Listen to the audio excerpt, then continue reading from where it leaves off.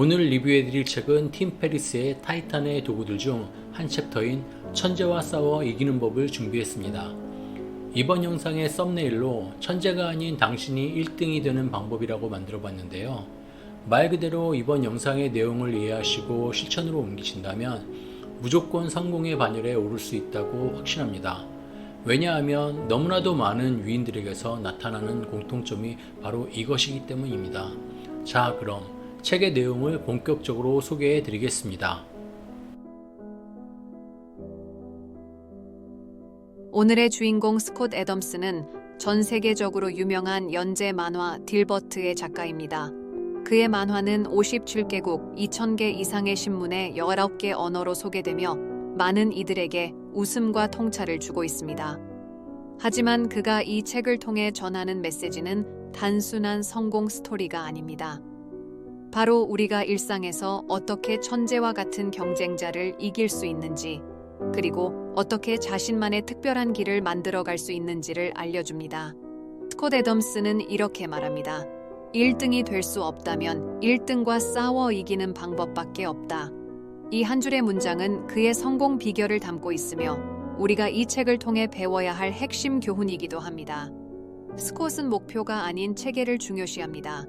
목표를 설정하는 대신 지속 가능하고 체계적인 접근 방식을 통해 성공에 도달하는 방법을 강조합니다.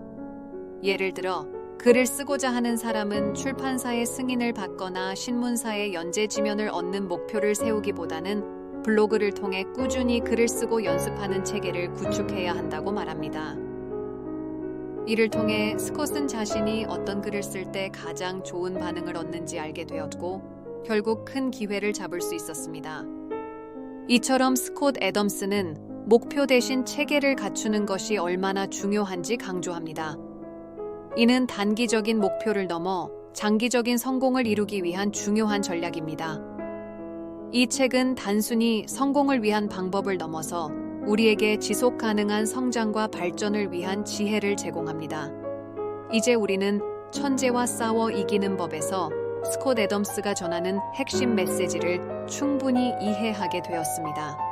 그는 목표 대신 체계를 갖추고 몸의 반응을 통해 좋은 아이디어를 감지하며 2가지 이상의 분야에서 상위 25%에 들 수 있는 능력을 개발하는 방법을 강조합니다.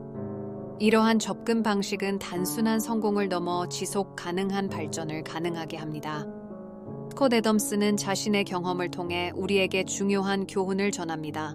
그가 블로그를 통해 꾸준히 글쓰기를 연습한 결과 월스트리트 저널에서 원고 청탁을 받았고 결국 책을 출판하게 되었습니다.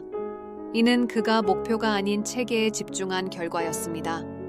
우리는 이를 통해 자신의 삶에도 적용할 수 있는 중요한 통찰을 얻을 수 있습니다. 또한 우리는 몸의 소리에 귀를 기울여야 합니다.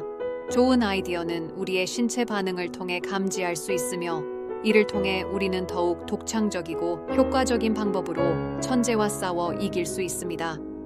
이는 단순한 직관이 아니라 우리의 신체가 제공하는 중요한 정보를 활용하는 것입니다. 작가 스콧 애덤스가 가장 강조하는 것은 2가지 이상의 분야에서 상위 25%에 들 수 있는 능력을 개발하는 것인데요. 이는 단순히 한 분야에서 최고가 될 수 없다면 자신이 재능이 있다고 생각하는 분야에서 노력하여 최고가 아닌 25% 안에 만들고 그런 분야를 여러 분야를 만든다면 천재와 싸워 이길 수 있다고 말합니다. 상위 1%는 힘들지만 상위 25%, 특히 자신이 어느 정도 재능이 있다고 생각하는 분야에서 25% 안에 들어가는 것은 그리 어려운 일은 아닐 것입니다. 예를 들어 자신이 재능이 있다고 생각하는 공학과 경영학을 동시에 공부하거나 유머 감각과 그림 실력을 결합하는 등의 방법이 있습니다. 이를 통해 우리는 남들과 차별화된 자신만의 경쟁력을 갖출 수 있습니다. 이렇게 한다면 작은 성공 여러 개가 모여 큰 성공으로 여러분을 인도할 것입니다. 지금까지 책의 내용을 전해드렸습니다. 어떠셨나요? 작가 스콧 애덤스가 전하는 핵심은 크게 2가지인데요. 하나는 어설픈 목표보다는 자기가 자신 있는 분야에 있어서 체계를 만듦으로써 한 단계 더 업그레이드 시키라는 말인데요. 체계는 좀 쉽게 이야기하면 시스템인데 잘 갖추어진 시스템 안에서는 좋은 결과가 나올 수밖에 없겠죠. 아무리 음식이 맛있는 식당이 있다고 해도 음식은 맛있는데 시스템이 엉망이라서 한번 가보고는 너무 오래 걸린다든지 시스템이 엉망이라든지 서비스가 엉망이라든지 다시는 가지 않겠다고 할 수도 있잖아요. 그런 경험 해보셨을 거예요. 하지만 그 식당이 직원들과의 조화나 결제 시스템, 서비스 시스템 등이 잘 갖추어진다면 소비자에게 더 큰 만족감을 줄 것이고 그것은 곧 큰 수익이 창출될 것입니다. 다른 하나는 천재가 될 수 없다면 상위 25% 안에 들어가는 것을 여러 개 만들라는 것입니다. 우리 주위에서 찾아봐도 천재는 찾아보기 정말 어렵지만 뭔가 어느 정도 한다라는 느낌의 사람이라면 그 분야에서 25% 안에 드는 사람일 확률이 높겠죠. 어떠세요? 저 정도 사람이라면 나도 할 수 있겠다라는 생각 안 드시나요? 그렇습니다.